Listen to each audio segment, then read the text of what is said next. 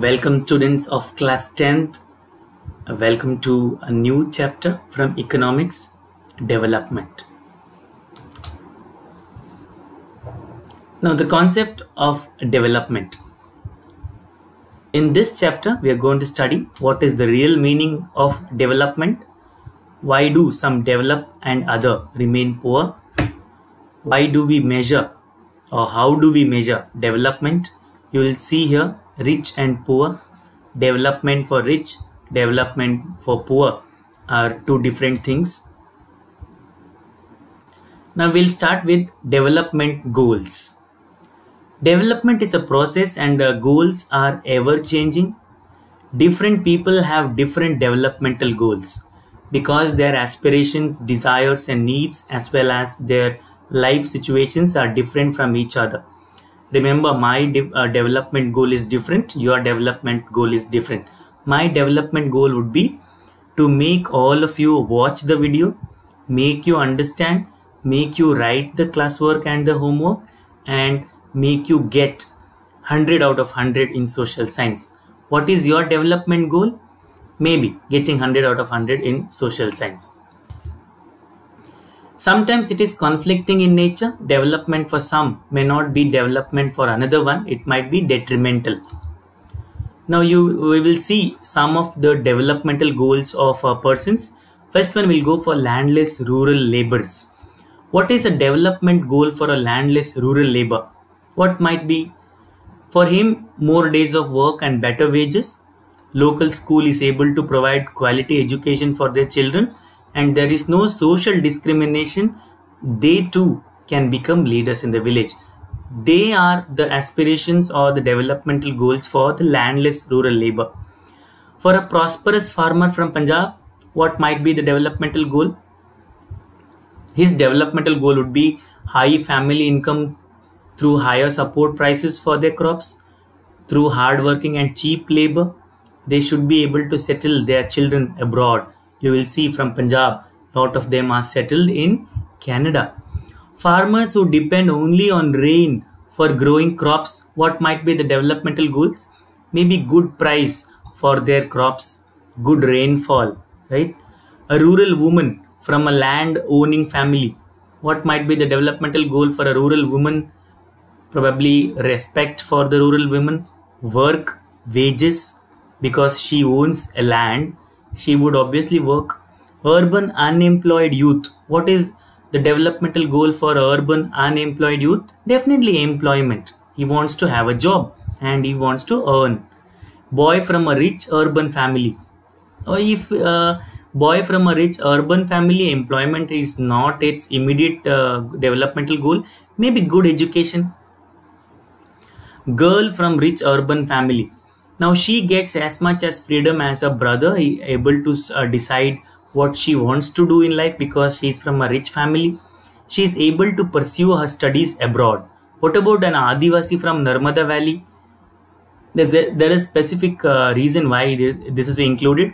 Adivasi, they may have land Narmada Valley where they have been pushed outside to construct the dam, the Sardar Sarovar Dam. So for them, a developmental goal would be reclaiming their land. So look at the category of the person. All of them have different developmental goals. Developmental goal for one need not be developmental goal for another one.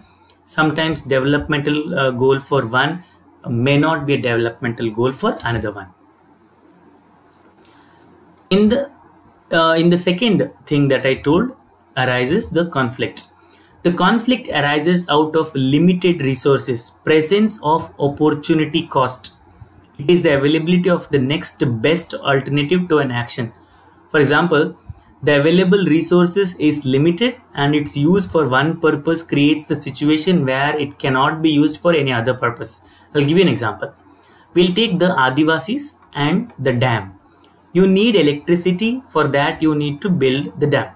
Right? To build a dam, you need acres of land and people are living. So first you will go there, you will take over the land or you will evacuate the people from the land and you build a dam. Now one is good. The developmental goal is good. That is generating electricity. The other one, the tribal people who owned the land were evacuated. Yeah, so that is not creating electricity, is not development for them. For them, it's owning the land. So development for one may not be development for another one. That's why the conflict. Now, on a particular piece of land, we can either build homes, a school, a hospital, a club, or a mall, but only one thing. That's what I told. One thing can be done. If it is a mall that is being built, you cannot do agriculture. Individual goals and their selection. What are the goals? Now, let's say income is one goal. We want to earn more also. Income should grow more than expenditure. If your expenditure is 10,000 rupees per month, your income should be more than 10,000 rupees. Quality of life. Obviously, we want to have a good quality of life, higher standard of living. So we need clean roads surrounding the environment. Third one, the healthcare. We have a healthcare. We should have the best healthcare. That's our developmental goals, individual goal. Education. Education for all. Quality of education. Education that leads to employment. We need education desperately, which leads you to get a job. If the education given to you doesn't guarantee you a job, then the education goes into waste. Education builds your character, gives you job. Yeah. Leisure time. As income grows, our desire for leisure time and activities also grow. What do you do in your leisure time? You might be busy surfing the internet, or if you want to go to a theater. Now obviously you cannot do any of those things, but you can go to the theater, you can watch the movies there.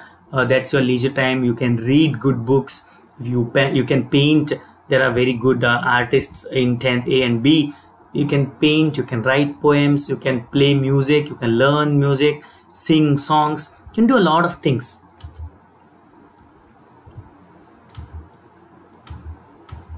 We'll go to the next part, that is the national development.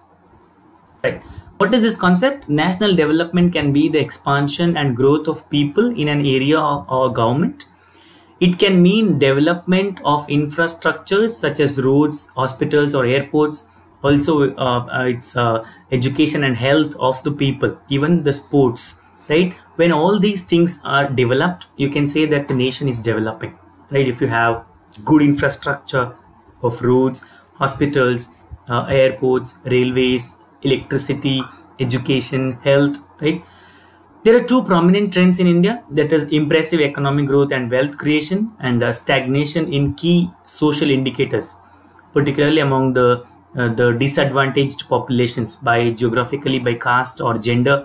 You will know the vulnerable societies. Income and its average. Now let's see, income of a person. Money we earn by undertaking any economic activity is your income, right? Do you have income? No, you don't have income. You are not working. Do I have income? Absolutely. I get monthly salary. Income of a country. What all the citizens of a country earn, collectively it is the income of a country. Yeah. Average income. The total income of the country divided by the total population is called per capita income or average income. You will see here, based on the average income, the countries are divided into rich, poor. Now, rich country, if you are in the category of a rich country, your per capita income, that is PCI, or the average income, should be $12,236. And if you're a poor country, the deadline or the criteria fixed is $1,005. India is having a PCI of $1,840. The dollars are always converted into the rupees also in the book. So please refer to the book. It will somewhere come around 4,53 here. Ours, India is neither a poor country nor a rich country. We are developing country, right? Remember the important concept here, the average income. Yeah, we are here for average income. It's also called as per capita income. Now, per capita income preferred for comparison due to difference in population levels. Now we prefer to have a per capita income. We don't take the national income. Comparison of per capita income does not take into account the changes in price level. It does not take the inflation in that country. International comparisons can be distorted by differences in the cost of living between countries. This can be changed based on the cost of living, because you see here cost of living in Mumbai is different and cost of living in Bengaluru is different. Cost of living in Kolkata is different. Cost of living in Guwahati is different.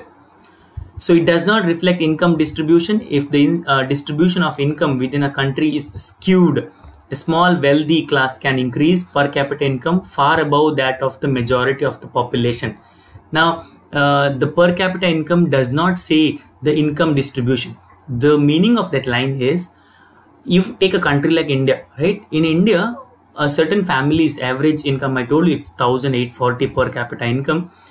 Certain average family's income might be 1,840, but Ambani's income, Adani's income, Birla's income, Tata's income is much more than that, right? So it says that economic activity that does not result in income, such as services provided within the family or for barter system, is usually not counted. Now there are a lot of services done without getting money, without being paid. For example, our mother does all the work from the morning. She does cooking, she washes our clothes, she cleans the house. If it would have been done with keeping a maid, if you had a maid, if you would have hired a maid to do all this work, would you have not paid money to the maid? That would have been very profitable for the maid. It would have been a income source for the maid. But our mother does everything, but she does not get paid. Now we'll go for average income. The PCI, again I'm telling you, PCI, the per capita income, is the total income of the country divided by the total population of the country. You'll get the PCI, the per capita income.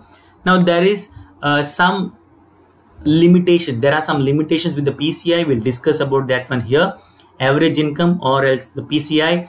While averages are useful for comparison, they also hide disparities. What kind of disparities they hide? Let's see. For example, let us consider two countries A and B here, right? Now, for the sake of simplicity, we have assumed that only 5 citizens each. They have 5 citizens. We have taken, for example. Now look at country A. Citizen A is average income 9,500. Citizen 2, 10,500. Citizen 3, 9,800.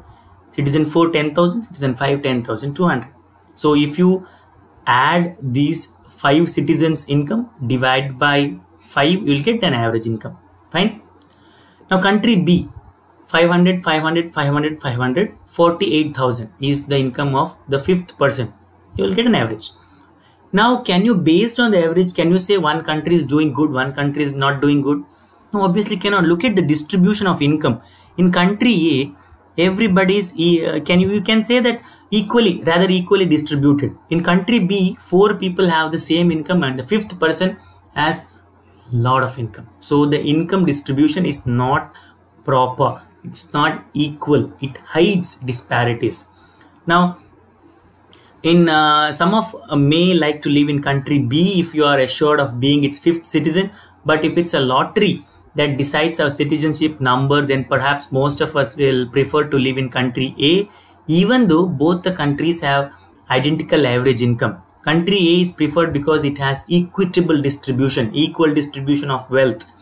Whereas in country B, it's one person who has most of the wealth. Hence, while average income is useful for comparison, it does not tell us how the income is distributed among people. This question is very important, guys.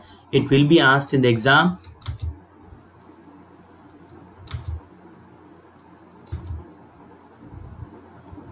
Now, based on the PCI, the comparison is done for the states also. Look at the Haryana PCI. It's 1,62,034 rupees in 2015-16. Kerala 1,55,000. Bihar 34,000. Just hold on to the table and let me ask you this question. Based on the PCI, can we say that Haryana is the best state we have? No, right? It is obviously Kerala. Kerala has the best literacy rate.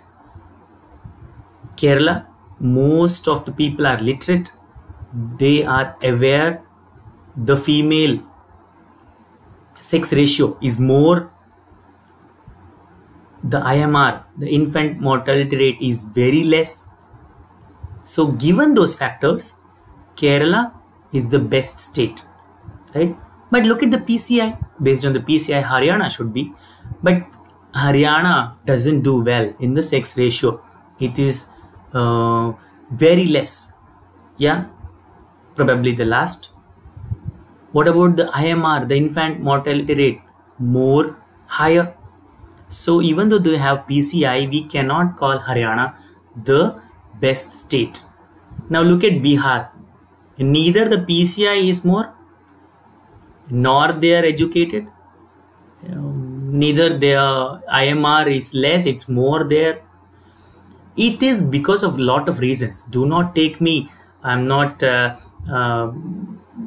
undermining the importance of Bihar. I'm telling you always, every time when I tell you about Bihar, I tell you that this is the state where the education began, the Nalanda University, right? The Takshila. A lot of IAS officers, political executives, permanent executives have been from Bihar. Permanent executives, the IAS officers and the IPS officers are from Bihar, mostly from Bihar. Still, they are not being able to do it because Bihar is hugely crowded, overcrowded. A lot of population illiteracy is also a reason.